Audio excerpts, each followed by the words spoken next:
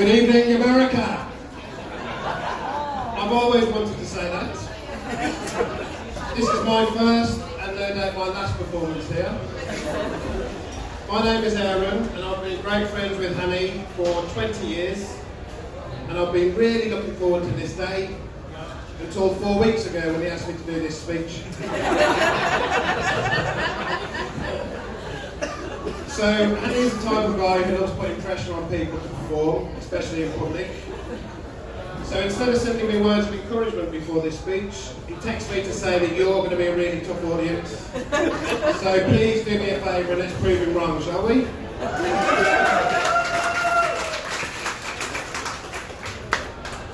So I'm part Irish and part English, and it's great to see a real multinational wedding reception with people from all over the world.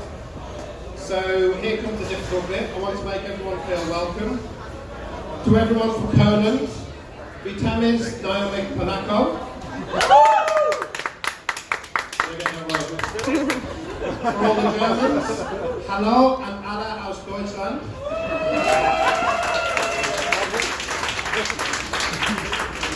To our Arab friends, I'd like to say Achleim. To all the Americans, hey. And to all the British, cool blind, you alright, governor? So I met Hanny in 1998 at Sheffield University in the UK. He was strutting around, handsome, charismatic, wearing a tight white t-shirt, showing off his great physique and his big biceps. Exuding confidence, I knew he was destined for big things. To be honest, my first impression was he's slightly arrogant. Now I've known him for 20 years, I'm happy to admit I was wrong.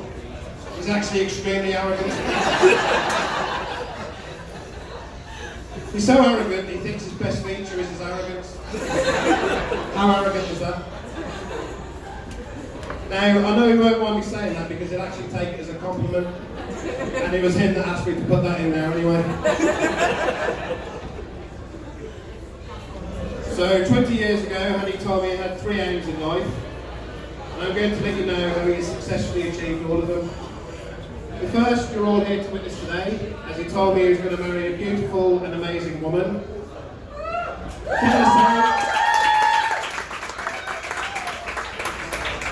Doesn't Julie look absolutely amazing today?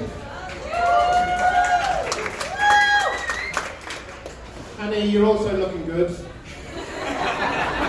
Maybe not 1,000 times better than Brad Pitt, as you told me in your other text, but you don't screw up too badly.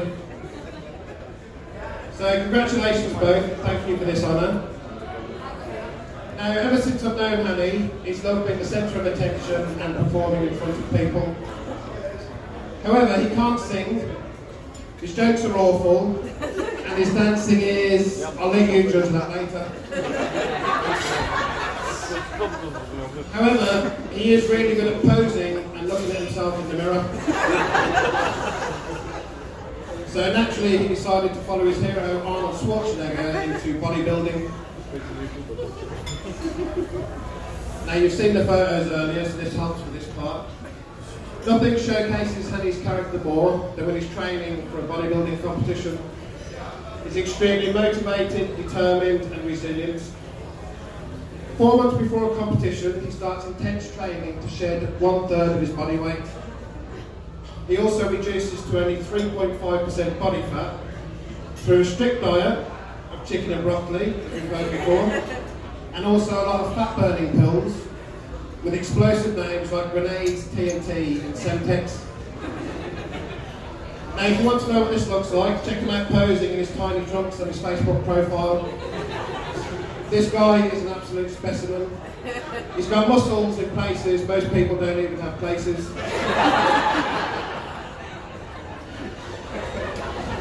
Now in 2012, Hanny achieved his second life goal when he won the UK Bodybuilding Championship. Since then he's won over 20 trophies, you'll see some of them here tonight. And most of them are actually bigger than he is. He had to leave their ones at home. He's now so successful, he has 31,170 followers on Facebook. including himself.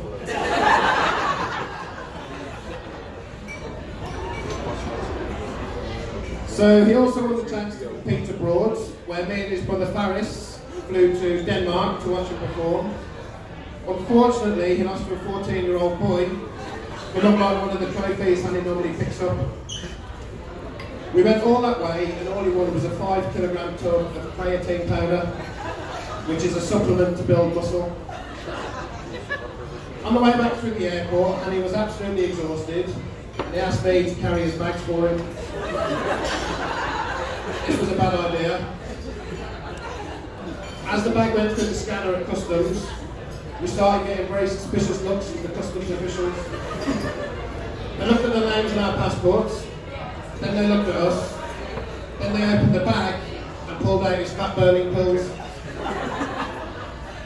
It took a lot of convincing to explain why 2 Arabs and an Irishman were trying to pass grenades, TNT, Semtex and 5 kilograms of white powder through customs.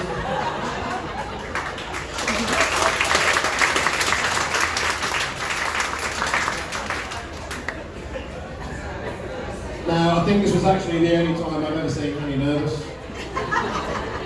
I saw the colour draining from his face. Literally, as all the sweat made the fake tan pour down his head. Like most difficult situations, he was able to use his charm and a quick flex of the bicep to convince them to let us through. Now, watching Hanny train was absolutely inspirational for me. In 2014, I was overweight, unfit and out of shape. And Hanny, being a real helpful and generous friend, offered to put me together a customised diet and training plan. 5 years later, as you can probably tell, I'm still waiting for it. Maybe you can finish it tonight if you've not got anything else planned.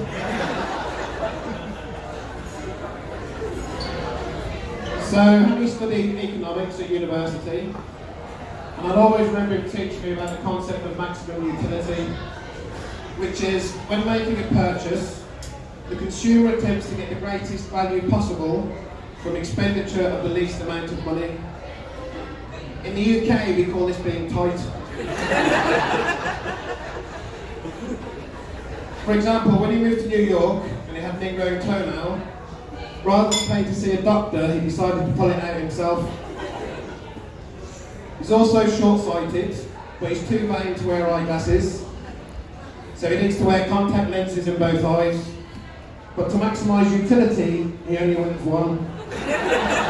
He swaps them round each day. However, when it comes to friends and family, Hanny is extremely generous, as you'll all be aware. So I would like to say thank you to you and Julia for always looking after us, making me and my girlfriend Catherine always feel like part of the family whenever we see you. It's very much appreciated. Now, in 2015, Hanny achieved his 3rd lifetime goal when he moved to New York to work on Wall Street. However, it was a bit of a culture shock, and there were a few things he didn't understand, like tipping, how to catch the subway, and even how to read the map. So me and Julia came out for the first week with Norman and Elliot. We had an absolutely awesome vacation in this amazing place. We saw all the sights. We appeared on Good Morning America. We even took part in the Halloween parade, where I was a zombie, Julia was a skeleton, and Hanny was a clown, obviously. We also took a road trip to Philadelphia, where we ran up the Rocky Steps, and this super fit athlete had to push me over to beat me to the top. There is video evidence if you don't believe me. We also went to Broadway every night. And we even met Bruce Willis. Well, I did, and he was too concerned about trying to get a selfie with him that he had his back turned to him, shouting, "Bruce, Bruce, selfie, selfie, selfie!" He walked straight past him.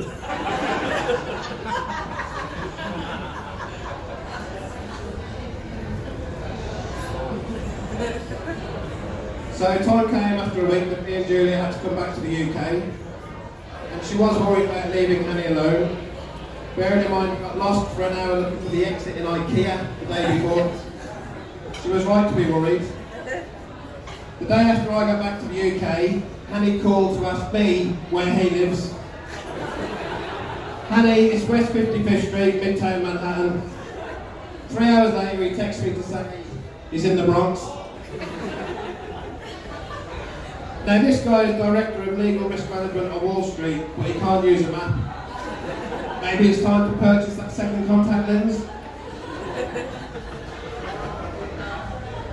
Now, the poor lad does get rather confused sometimes. Like when he went into the Bank of America to ask where he could get a haircut. To be fair, the bank manager actually came out and told him where he could get the best haircut in the whole of New York. As you can tell, he hasn't been there yet. He also once went up to someone at JFK Airport to ask where to catch the plane to Harlem.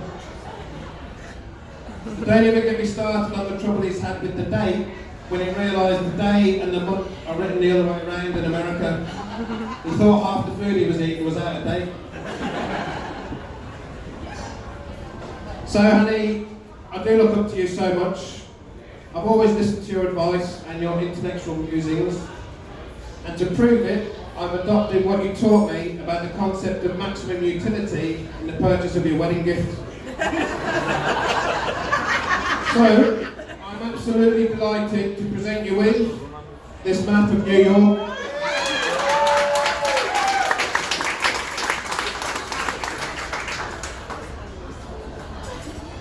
I've circled where you live.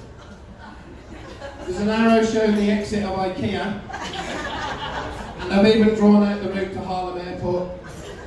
Good luck with finding that one. I am of course only joking. That's not it. I've also got you this. One contact lens.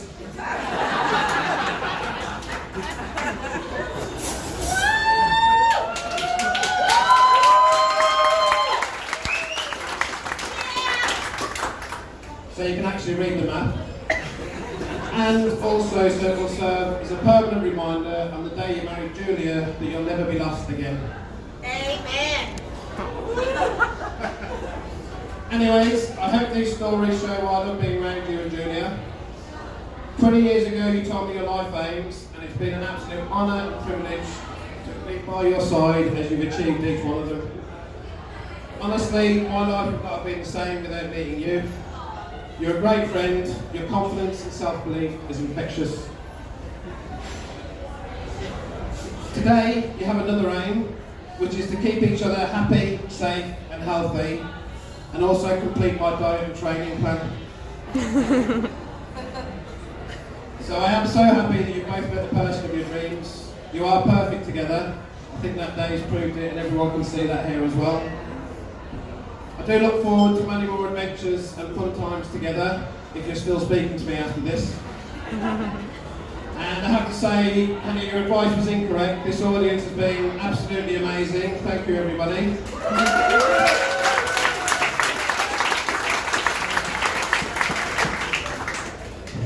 So, without further ado, ladies and gentlemen, please join me in raising your glasses in a toast to the married couple, Hanny and Julia Zabe.